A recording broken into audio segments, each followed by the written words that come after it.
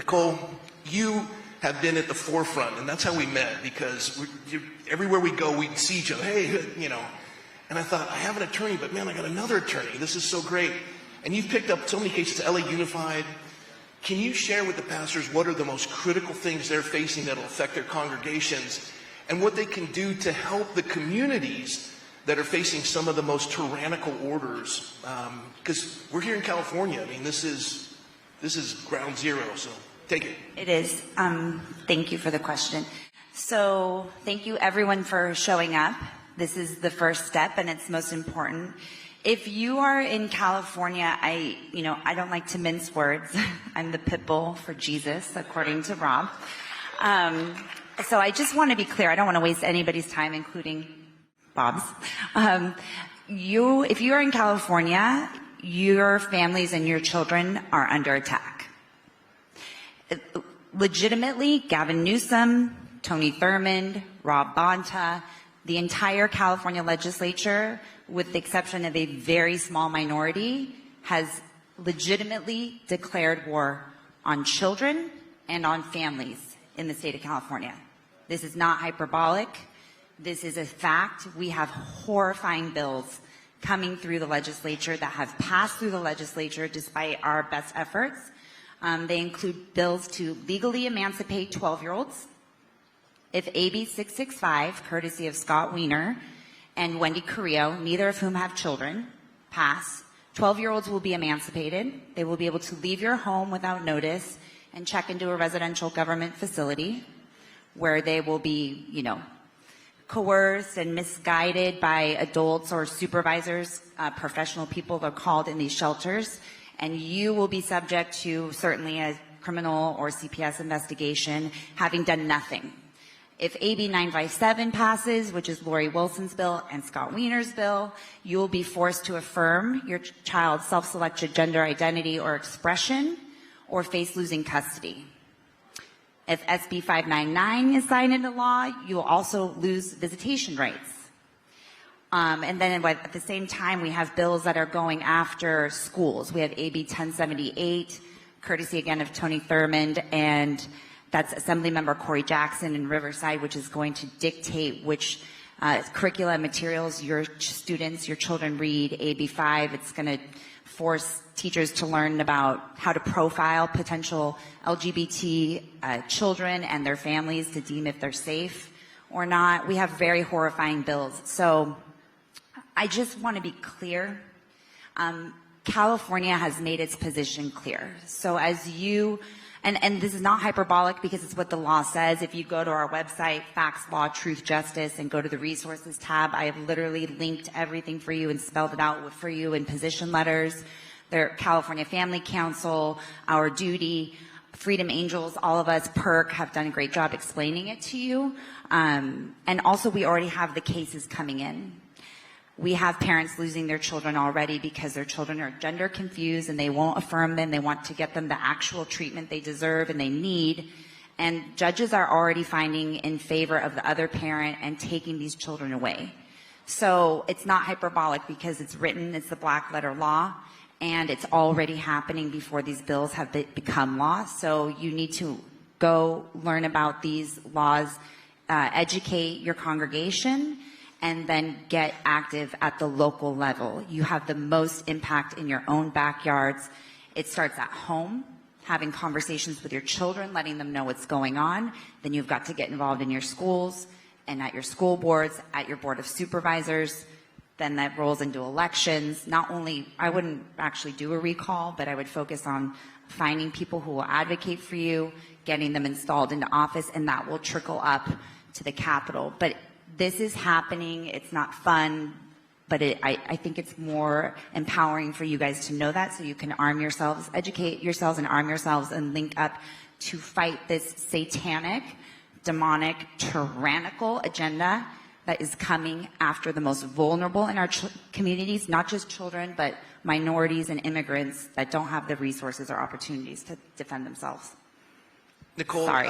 I wanted to let you run with that, and I want Bob to do the same.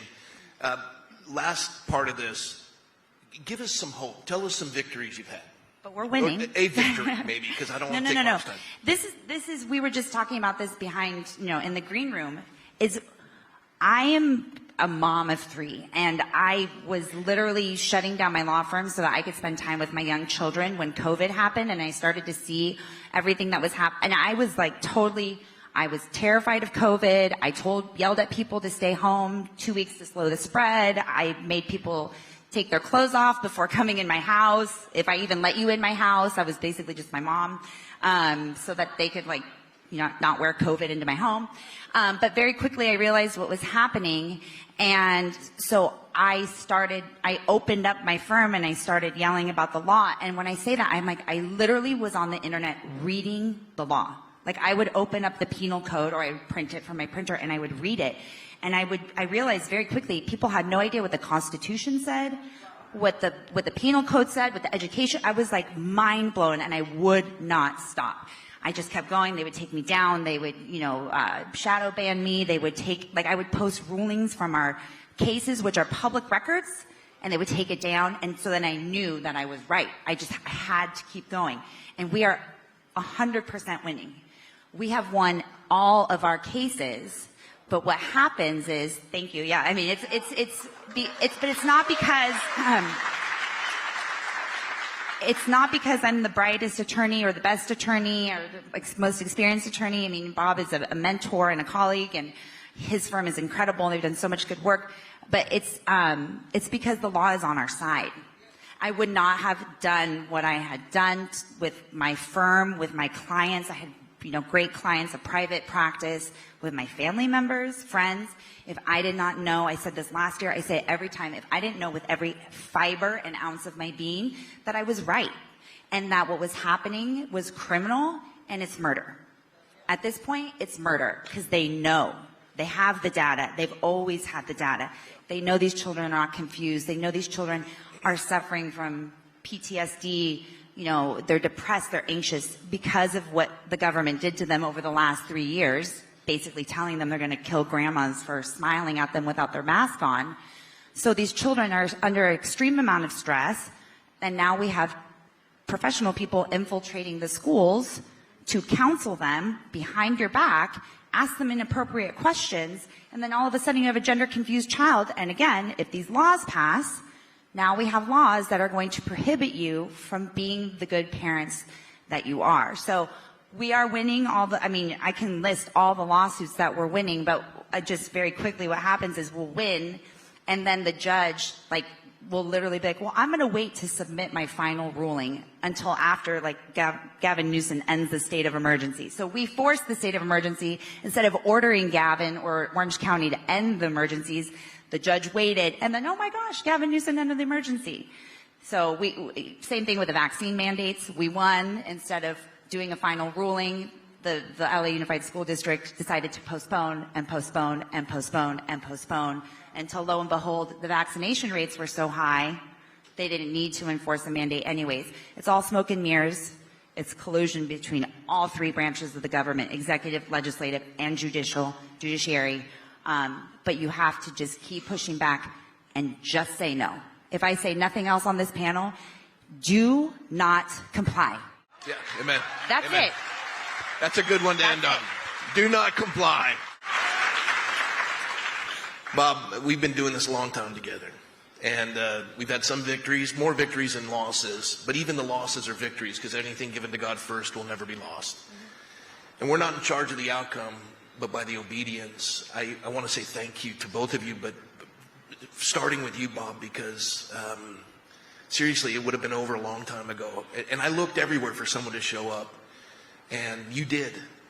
And now we're starting to see more attorneys come to the defense of the body of Christ, but you've never stopped. We're grateful for you. Bob, take some time to tell us what's going on with Calvary Chapel, San Jose, or Calvary Community in San Jose with the fines and the geofencing and whatever you want to talk about, run with it. I'm just going to listen. Me too. All right. I want to learn. Hey, first thing I want to say is that, your question is, what's the successes? Talk about the successes. Well, your case, we lost. I told you we were going to lose. Yeah. right? We went into it, but we knew it was the right thing to do.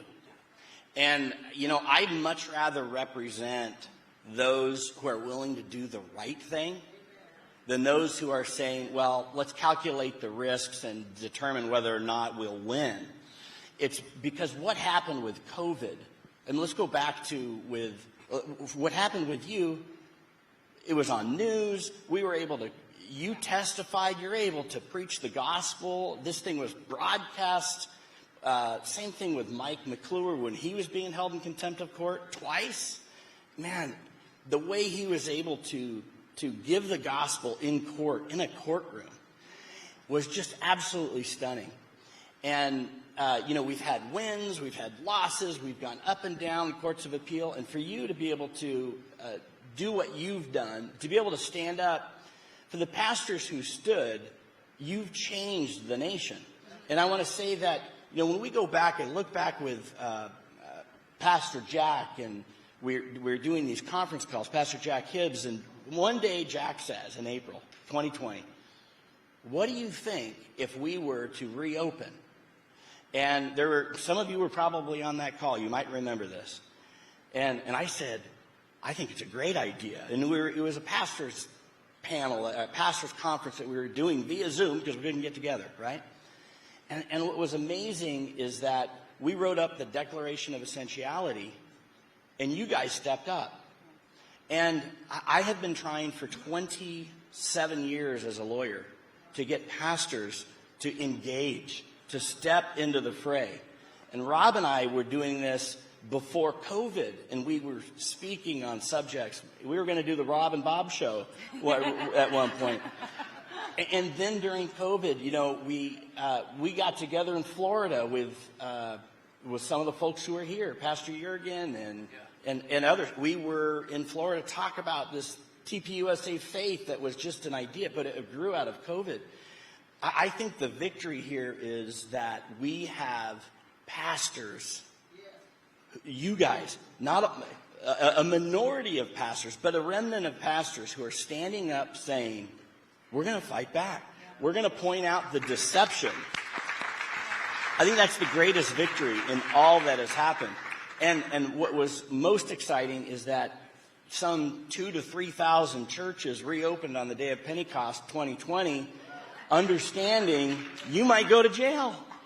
You might go to jail, and we don't know. With this inflation, I was looking forward to it. Yeah. Free food, housing. A little relaxation and a break. And a lot has come out of some of these folks who stepped up. Mike McClure, one of our clients, who I don't think he spoke earlier, but fined $1.2 million. We're still in it. We're still litigating this case. But you know what came out of this? The county of Santa Clara, which by the way it's there in Silicon Valley, the county lawyer who invented the lockdowns, his name's James Williams. He goes in the paper and says how this Santa Clara County was the first county in the country to do the lockdowns. And he convinces his health officer to do the lockdown. They lock things down. The counties around it follow.